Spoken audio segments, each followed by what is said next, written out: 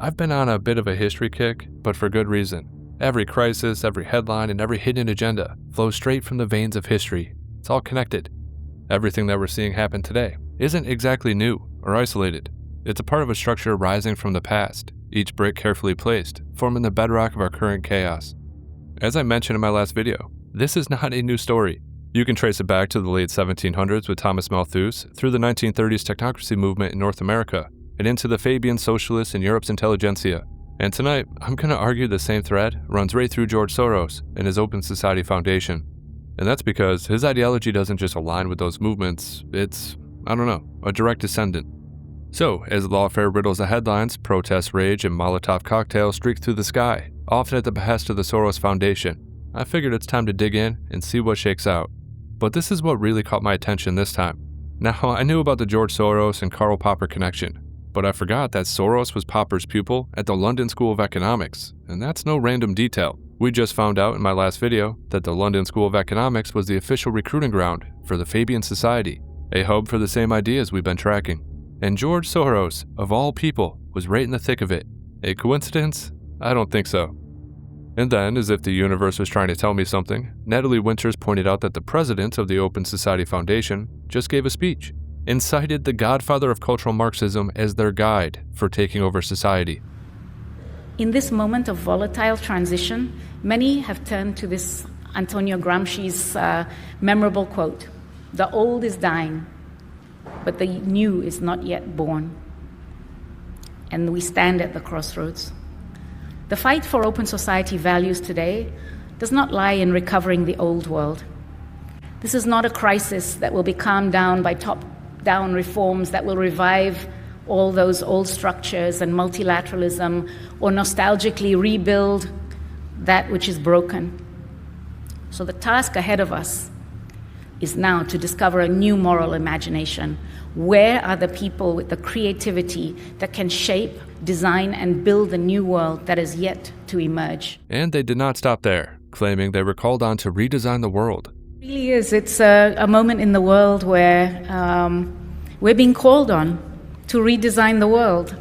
All of us, in whichever space we occupy, is just a time where what we do now will shape the next 50 years. And So let's put it all together. We've got the Open Society Foundation, inspired by Karl Popper's book, The Open Society, saying they want to redesign the world and are actively funding domestic instability. George Soros, who founded the Open Society, was a pupil of Popper at the London School of Economics, which just so happens to be the Fabian Society's recruiting ground. Yeah, that's a rabbit hole I could not resist, so here's what I found out. The London School of Economics didn't just stop at shaping Fabian ideals, it became a crucible for some of the most influential minds of the 20th century. One of those minds was Karl Popper, a philosopher who arrived at the university in 1946, bringing with him a vision that would ripple through the decades in ways that even he did not foresee. Popper wrote The Open Society and Its Enemies during his time there, a book that on the surface seemed to champion freedom and democracy, railing against totalitarianism in all its forms. Whether it's Plato's philosopher kings, Hegel's historicism, and he even spent his time criticizing Marxism, which I thought was interesting as his book has been co-opted by none other than the Marxists. Anyway, he argued for a society where ideas could be challenged, where power could be questioned, and where individuals could live free from the shackles of oppressive systems. Sounds pretty noble, right? But once you peel back the layers, Popper's ideas, while dressed in the language of liberty, laid the intellectual groundwork for something far more insidious. His concept of an open society wasn't just a defense against tyranny. It became a blueprint for a new kind of control, one that operates under the guise of freedom. I don't know, but I get the feeling that his student, George Soros, twisted his ideology into something else entirely. You know, it's ironic. Popper warned about Marxism, for example, and now today, the president of the Soros Foundation cites the godfather of cultural Marxism to take over society. And they do so in Karl Popper's name. Yeah, I don't think Popper would appreciate what Soros did to his legacy. However, it all began when one of Popper's students entered the stage, a young George Soros who enrolled in 1947 and studied under Popper's direct mentorship. George Soros, the Hungarian-born financier, absorbed Popper's teachings like a sponge, later claiming that the Open Society shaped his entire worldview. And in 1993, Soros took that Popper vision and turned it into reality, founding the Open Society Foundation, a sprawling global network that now operates in over 120 countries. with billions of dollars poured into reshaping societies. From political movements to NGOs, media outlets, and activist groups, all under the banner of advancing quote-unquote democracy and human rights. But come on, that's not what it's for at all. There's something else lurking just beneath the surface of this so-called philanthropy. And yeah, when you dig into their influence, you start to see the threads of the same Fabian playbook we've been unraveling for the last few weeks. Slow, deliberate infiltration, cloaked in noble ideas. The Open Society has been accused time and again of meddling in sovereign nations, bankrolling color revolutions, and pushing agendas that erode national borders, traditional values, and cultural identities. From the Arab Spring to the migrant crisis in Europe, from Black Lives Matter to climate activism, the Open Society's fingerprints are everywhere, often amplifying chaos to justify more control. And here's the kicker. Soros himself has openly admitted to seeing his role as almost godlike. In his 1987 book, The Alchemy of Finance, he wrote about his messianic tendencies, describing how he fancied himself as a shaper of history, bending markets and societies to his will. In fact, he has compared himself to a god multiple times. You can see a reference in the LA Times on the screen right now. The fact is, this isn't just philanthropy, alright? It's power, plain and simple. And it's no coincidence that Soros' vision aligns so neatly with the technocratic globalist dreams of the Fabians. The Open Society pushes for a borderless, homogenized world that mirrors the calls of H.G. Wells for a quote-unquote New World Order, where nation-states dissolve and a scientific elite take the reins. Now, Karl Popper might have warned against totalitarianism, but his student took that warning and turned it into a weapon. A Trojan horse for a new kind of domination, one that hides behind buzzwords like progress and inclusion. What's even more chilling is how the Open Society has become a pipeline for the same kind of technocratic control that we've been talking about. Through its funding, it's cultivated a generation of leaders, activists, and policymakers who parrot the same Malthusian fears, such as overpopulation, resource scarcity, and climate collapse, while pushing solutions that always seem to involve more surveillance, centralization, and of course, less freedom. It's really just the Fabian long game, repackaged for the 21st century. And the London School of Economics, that Fabian breeding ground, was the perfect place for his ideology to take root. Now, George Soros didn't just learn from Karl Popper. He learned from the ghosts of Sidney Webb and George Bernard Shaw, whose stained glass vision of a world hammered into submission still looms over us today. Just remember, their logo is a wolf in sheep's clothing. Yeah. So when you hear the term Open Society thrown around on legacy media by Democrat politicians or at Davos, don't be fooled. It's not about freedom, it's about control, dressed up in the language of liberation. It's the same way the Fabians used quote-unquote social justice to lure in the masses. Soros and the Open Society use quote-unquote openness to dismantle the very foundations of our sovereignty. And just like the Fabians, they're playing the long game, waiting for the right moment to tighten the noose. But Soros didn't just stop at meddling in nations. As stated, he took Popper's vision of an open society and turned it into a weapon aimed directly at the heart of sovereignty itself. Now from here, I want to try to unpack how this philosophy, born in the halls of the London School of Economics, became a rallying cry for open borders and the end of nations as we know it. Alright, so, Soros weaponized the Open Society to push for a world without borders, and he's really upfront about it too. Popper's vision of an open society was about freedom through critical inquiry, a system where individuals could challenge power without fear of retribution, which doesn't exactly align with the Soros Foundation at all. In fact, they're polar opposites. Yeah, Soros took that idea and stretched it into something far more radical and far more dangerous. For George Soros, an open society isn't just about open minds, it's about open borders, open economies, and open governance, all under the control of the global elite. And he spent decades and billions of dollars making that vision a reality. The Soros family and his operatives have been the most outspoken advocates for open borders, arguing that nations must abandon what they call closed systems, such as borders, immigration laws, even cultural identities, in favor of a borderless world where movement is unrestricted. But ironically, even that is a lie in of itself, because in their vision, your movement's going to be restricted by carbon limits and social credit scores. Yeah. In a 2015 essay for Foreign Policy, Soros called on the European Union to accept at least 1 million refugees annually, framing it as a moral obligation to tear down national barriers in the name of progress. Isn't that rich? Don't you love getting lectured about morals from a megalomaniacal demon? Yeah, because I don't. Which George Soros am I talking to now? The amoral George Soros or the moral George Soros? It's one person. It's one person who at one time engages in amoral activities and at the rest of the time tries to be moral.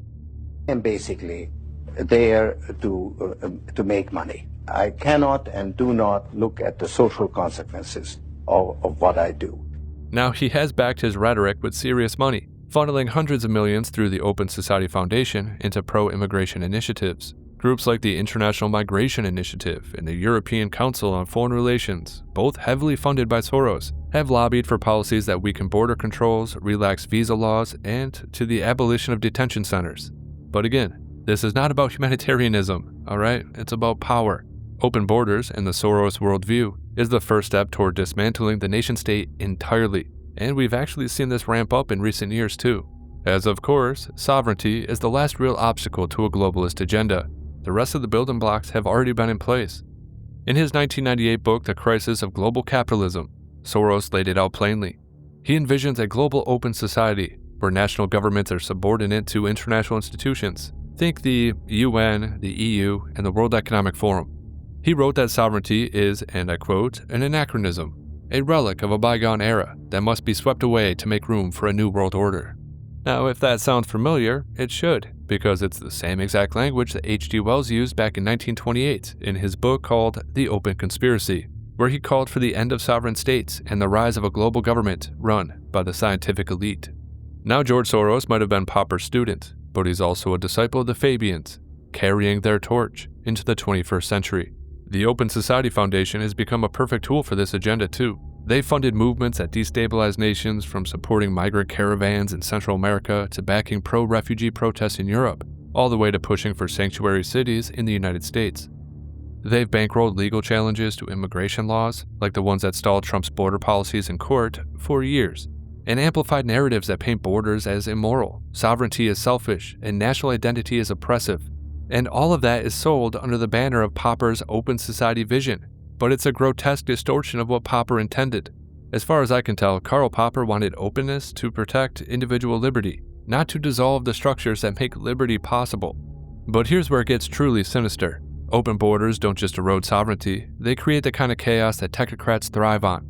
You see, when nations are overwhelmed by mass migration, when cultural cohesion fractures, when economies buckle under the strain, that's when the elite swoop in with their quote-unquote solutions. Which is, of course, more surveillance to track populations, more centralization to manage the crisis, more power in the hands of unelected bureaucrats at places like Davos or the UN. And we have to include our own deep state too. It's the Fabian long game all over again. Manufacture the problem, exploit it, and then offer the solution. And the real crazy part is the parallel to Orwell. You know, don't believe your eyes and ears. Because the media and the talking heads always claim that it's just a conspiracy theory. But Soros himself has been crystal clear about his endgame. In a 2017 interview with the Financial Times, he said, and I quote, "I'm a stateless person, trying to create a stateless world." That's not a metaphor. That's the plan. A world without borders is a world without sovereignty, naturally. It's a world where the global elite, people like Soros, hold all the cards. And the irony is insane. I just want to reiterate this point because it blows my mind. Karl Popper, who spent his life warning about the dangers of unchecked power, gave Soros the intellectual framework to dismantle the very systems that keep power in check. The open society has become a closed trap, and we've been caught in it for quite some time.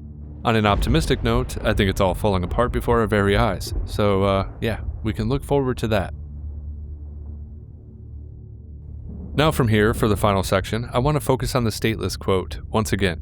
Because it's not just a pipe dream, it became the centerpiece to the globalist vision, and you can see it happen all over the world, especially in places like the UK, France, Ireland, etc. I mean, it's a long list, but you get the point. Their identities are being wiped away for this multicultural quote-unquote democracy of global governance. Again, nothing about it is democratic, and to be honest, I don't even think these people understand the meaning of words at this point. When democracy can be substituted with the word authoritarianism, well, you really jump the ship. But how does open borders and the end of sovereignty pave the way for a global government? Now that might seem obvious to some of you, but we might as well explore it while we're here. The World Economic Forum was founded in 1971 by Klaus Schwab, and has long been the gathering place for the quote-unquote global elite. Billionaires, CEOs, heads of state, and technocrats all meeting in the Swiss Alps to decide the fate of the world behind closed doors. And if you've been paying attention to their rhetoric over the past decade, you'll notice a chilling pattern. Open borders and the erosion of national sovereignty aren't just side effects to their agenda, it's the foundation to it. The World Economic Forum has been pushing these ideas of a borderless world for years, cloaking it in the language of global cooperation and shared humanity, telling people they need to think of themselves as a global citizen, not as a citizen of their respective countries. At the 2017 Davos meeting, Schwab himself said, and I quote, "In a world that is interconnected, the concept of sovereignty has become obsolete." End of quote. Yeah, they openly say this stuff, man. If only more people would pay attention, you know? It's all right out in the open. Anyway, they argue that global challenges like climate change, pandemics, migration require global solutions. Solutions that can only be implemented by a centralized authority that transcends national borders. And this is not a one-off comment, it's a mantra. In their 2020 Great Reset initiative, the World Economic Forum doubled down, calling for a new social contract that prioritizes global governance over national interests. By the way, whenever they tell you to sign a new social contract, be very wary, because it's a trap, plain and simple. None of this is about solving global problems. It's about consolidating power under public-private partnerships between corporations and government. Open borders and the end of sovereignty are the perfect tools for creating a global government, a single centralized body that can dictate terms to every nation on Earth. When borders dissolve, nations lose their ability to control their own destinies, their economies, their cultures, their laws. What's left is a vacuum, and the World Economic Forum is all too eager to fill it. Their vision, laid out in countless white papers and Davos speeches, is a world where unelected technocrats, people like Schwab, Soros, and their allies hold the reins. A world where national governments are reduced to administrative units, rubber stamping the edicts of a global authority. Now, I've shown you this before, but do you remember this? The global government structure. Yeah, corporations, centralized global bodies are at the top, and it's their job to create the policies. Nations are rendered useless, basically, and are viewed as policy enforcers. And you are all the way down at the bottom, the policy subjects. Sound good? Of course not. As of late, we've seen a lot of changes, and the World Economic Forum has been hit pretty hard by populist movements. But as we're seeing a shift back toward true representation, you have to keep in mind, everyone that was involved in these global schemes, well, you can't just forgive and forget. If you do, they're just going to bide their time and come back at you when an opportunity comes. Through stuff like the Young Global Leaders program, which has trained thousands of politicians, CEOs, and activists from Justin Trudeau to Mark Zuckerberg, they've built a network of loyalists who parrot the Davos line. Borders are bad, sovereignty is selfish, and global governance is the only way forward. Keep everyone who's been a part of these programs in your mind. They're just waiting for a chance to rise again, alright?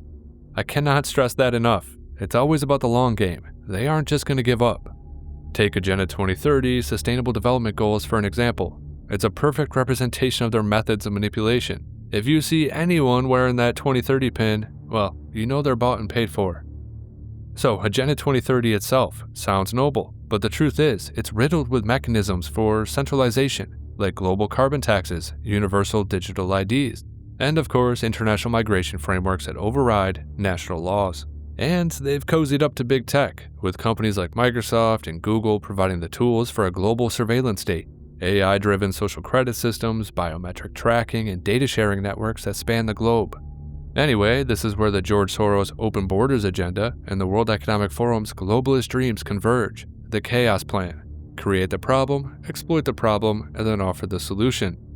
Now, I'm focusing on open borders here, but just keep in mind, this also ties into subverting the judicial system too, and a narco-tyranny. You ever wonder why Soros bought all those DAs, and then those DAs started letting criminals walk free, giving them carte blanche to wreak havoc while targeting innocent people? Yeah, it's all a part of the create a problem phase. But really, open borders does the trick too. Create the chaos via mass migration. It kickstarts cultural upheaval, rise in crime, and economic strain, all of which they use to justify their quote-unquote solution. But you know, Soros has been a regular at Davos for decades, and now his son is taking up the mantle. Nothing is going to change in that regard. Even when Georgie boy here is gone, Alex is going to keep it up, collecting politicians like, I don't know, Pokemon cards or whatever. But the result is constant subversion. The World Economic Forum, in turn, has amplified George Soros' ideas, with Schwab himself citing the Open Society as an inspiration for the Great Reset. And yeah, that's probably why the president of the Soros Foundation claimed they were called on to redesign the world. And that right there is the same terminology they used for the Great Reset. Now, the relationship between Soros and Davos is kind of like a symbiotic relationship. As far as I can tell, Soros provides the ideological framework and the funding, while the World Economic Forum provides, the platform and the political muscle. Just remember, the global government they're building isn't accountable to anyone, especially not you. The people have no representation in that framework. It's a technocratic dictatorship, where power is concentrated in the hands of a tiny few. People who meet in Davos, who fund the open society, who control the algorithms and the money. In their world, everything is centralized, from the economy to the food supply to the very thoughts in your head. They'll tell you it's for your own good, to save the planet, to end poverty, to stop the next pandemic. But it's really just about control. Total control.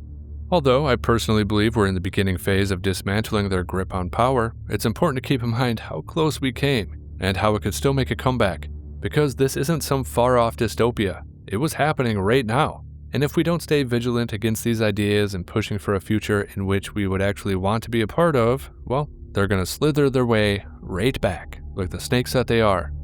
A big problem we face is technological accelerationism, and how we're going to respond collectively to this new emerging tech. The World Economic Forum's Fourth Industrial Revolution is all about merging technology with governance to create a seamless global system. Think digital currencies controlled by a central authority, smart cities where every move is tracked, and AI systems that decide who gets resources and who doesn't. All of that is made possible by the erosion of sovereignty, by the chaos of open borders, and by the slow, deliberate dismantling of the nation state. Again, it's the Fabian long game, the Malthusian nightmare, and the technocratic dream all rolled into one. A world where you're nothing more than a data point, and the elite are quote-unquote gods. So from Malthus's grim prediction to the Fabian slow burn infiltration, from Soros's open borders to the World Economic Forum's global government, we're looking at a century-long plan to control humanity itself. The Davos agenda is not a conspiracy theory. It's a blueprint laid out in plain sight for a world where nations are obsolete and a centralized elite holds all the power. But their arrogance is their weakness, and so far proved to be their downfall. We still have a long way to go, but we've seen a lot of promising things happen since, 2022. They've always believed themselves to be untouchable, but history shows that when people wake up to the truth, no amount of technocratic control can stop the fire of human resistance. You see, the thing is, we are meant to be free. It's in our bones. And so, what happens next? Well, that's up to you.